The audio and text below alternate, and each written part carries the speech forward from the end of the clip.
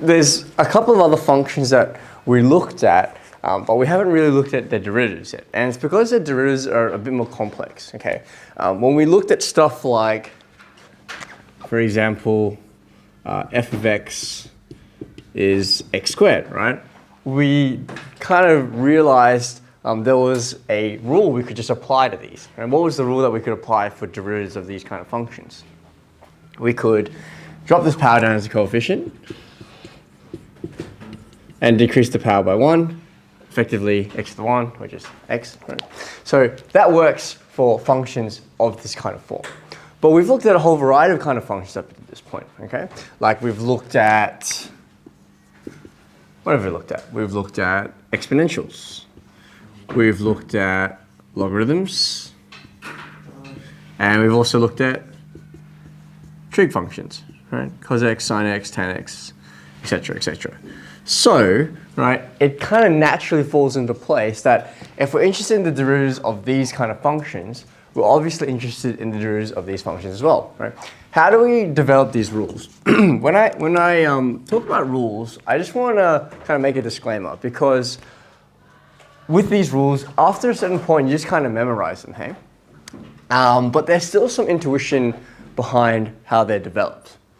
And I think it's sort of important to build that intuition because with rules, people kind of tend to forget them, yeah? A really good example is like netball. In netball, there's like a billion rules, and if you don't know the rules, you don't exactly know how they work or why they work, then they're very annoying. Example, obstruction. Obstruction is a very annoying rule that people get called on. Why do you get called for obstruction either? Yeah, you're not 3 feet, or you got your hands up and you're not allowed to run with your hands up. Before when they tell you, no, before when you start playing, when I started playing, right, you literally get called every 10 seconds for an instruction and you don't even know what you did wrong, right? There are a lot of rules, right? And they're kind of confusing when you first start out. With derivatives as well, okay, with derivatives, we essentially have different rules for different functions. So I'm going to build some intuition, and then afterwards, at a certain point, you can just sort of memorize them, so to speak. We've actually looked at derivatives of exponentials.